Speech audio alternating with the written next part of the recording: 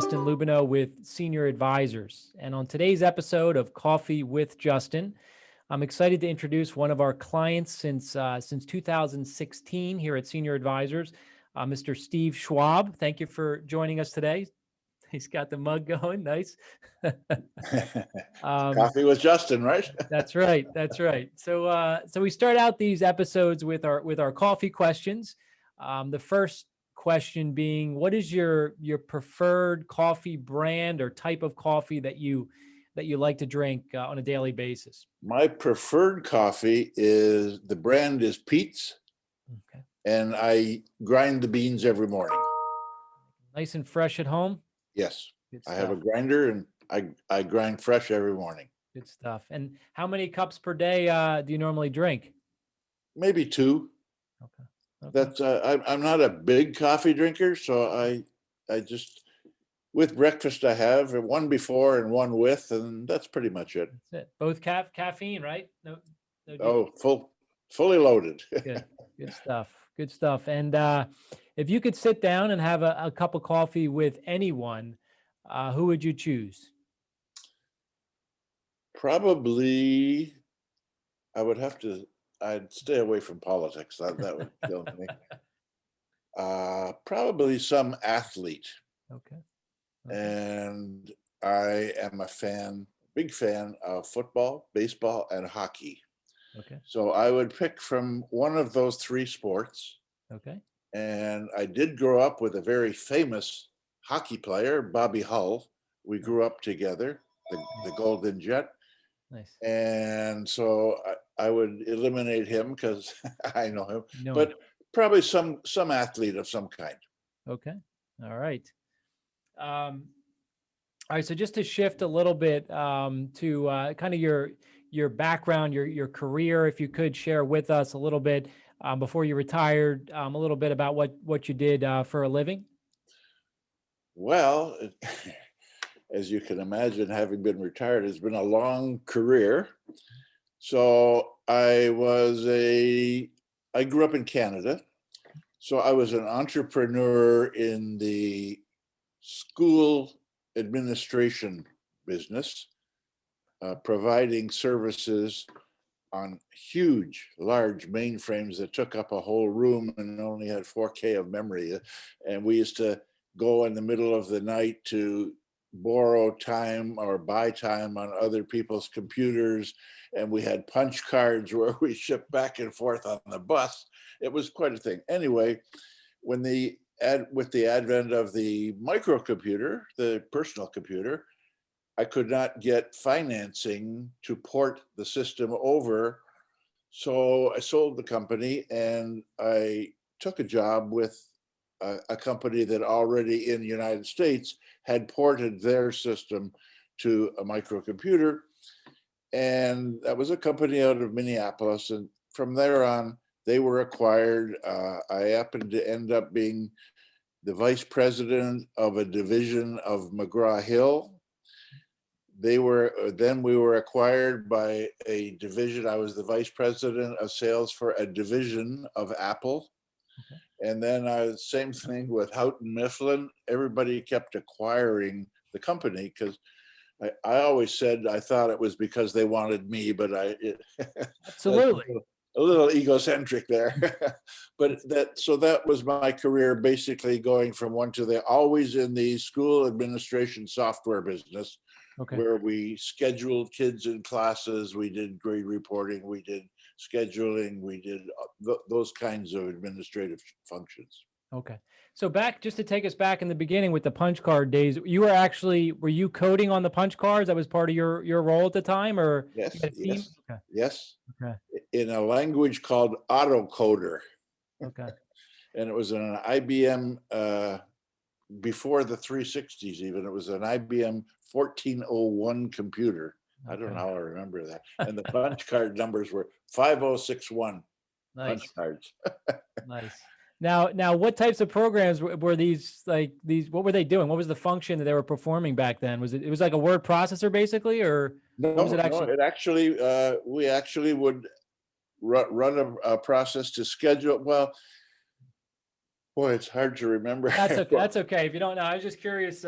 You mentioned the size of these computers, the physical size, right? Taking up a whole room, Yes. and the amount of memory just being so small compared to today. It's Well, kind of crazy. if you did things like if you needed to have a date on a report that you were printing, you had to punch the date in a card and put the card in an object deck, which was created from the source deck, and read all these cards in order to run your job. I mean, And if you made a mistake, you oh, had to redo well, everything. it hung up.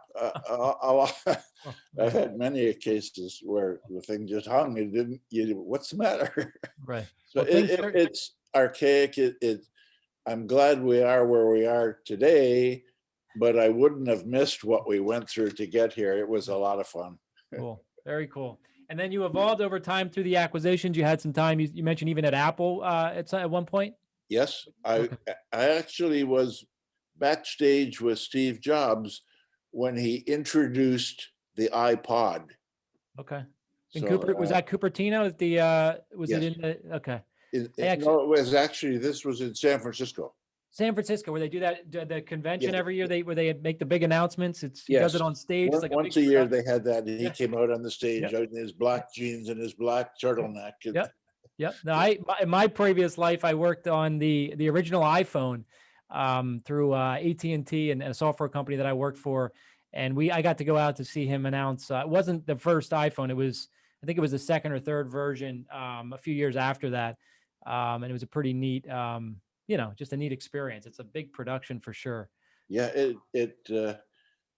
and the lineup to get in, and the whole room is packed with people and lined up outside, and Yeah, they're so secretive. It's like, what's the next, secret going yeah. to be, right? You want to know, right? Everyone wants to know. So very cool. So back in 2016, when you were retiring, I'm sorry, you had already retired, but when you found us, maybe just explain a little bit about how you found us and what Well, you saw. I am on Facebook the odd time. So on Facebook, there was a thing that said you could compare different insurance companies to see different rates.